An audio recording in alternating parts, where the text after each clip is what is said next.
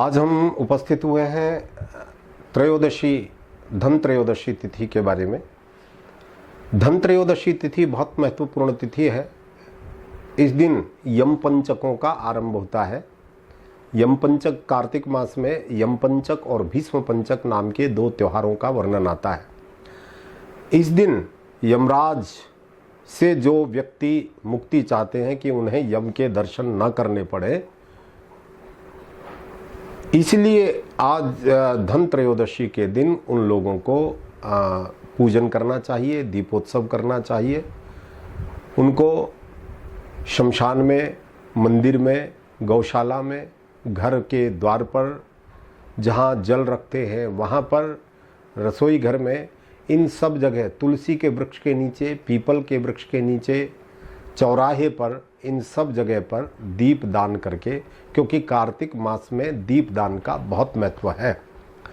कहते हैं एक समय में एक मंदिर में एक दीपक जल रहा था और वहाँ वो दीपक जब शांत होने लगा, जब उसमें घी कम होने लगा, जिस समय वो बुझ रहा था वहाँ पर एक चूहिया आ गई और चूहिया ने लोभ के, घृत के लोभ के कारण उस दीपक में से वो जोत लेनी चाहिए, क्योंकि उसे तो खाने का लोभ था। वो घृत के लोभ से उस जोत को ले रही थी, लेकिन तभी उसके मुख में वो अग्नि से उसका मुख जल गया और उसकी मृत्यु हो गई। लेकिन वो दीपक जो बुझ रहा था वो थोड़ा सा परिस्थिति उसकी बदल गई और वो थोड़ी सी देर और जलने लगा। जो बुझते बुझते उस दीपक में हिलने के कारण जो लौ नीचे हो गई थी वो ऊपर उठ गई और वो थोड़ी देर और जला।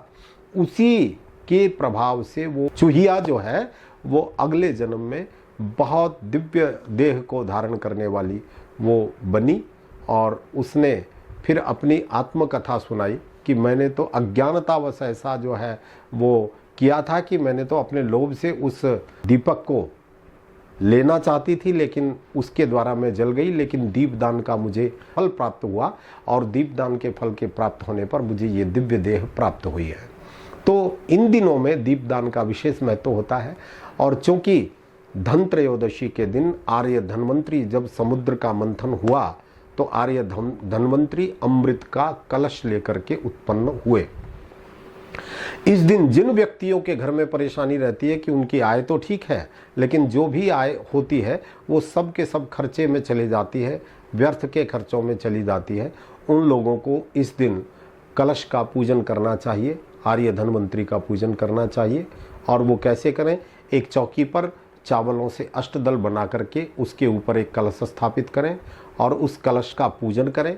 कलश में थोड़ा सा धान्य डालें, नीचे उसके धान्य डाल दें और उस पर स्वास्तिक बना करके मौली से उसको बंधन करें और उसके ऊपर एक पात्र रख करके भगवान नारायण की या धन्वंतरी की मूर्ति स्थापना करके उसका सबसे पहले उसको जल से छींटा लगाएं। जल से छींटा लगा करके उसमें अक्षत, पुष्प और रोलिका से छींटा लगाएं। उसके बाद में उसमें एक यज्ञोपवीत डाल करके कोई कुंगी फल या सुपारी जो है ना उसमें डाल दें और सुपारी डाल करके थोड़ी सी हल्दी उसमें डालें, थोड़े से साबुत मूंग के दाने उसमें डाल दें और कोई दक्षिणा जो है ना उसमें डाल दें और फिर उस कलश को ढक करके पूरे 1 वर्ष के लिए आप अपने घर में छोटा सा कलश वो अपने घर में रखें। जो इस प्रकार से कलश का पूजन करता है इस दिन, उसके घर में धन धान्य की वृद्धि होती है और व्यर्थ के खर्चों से उसका बचाव हो जाता है।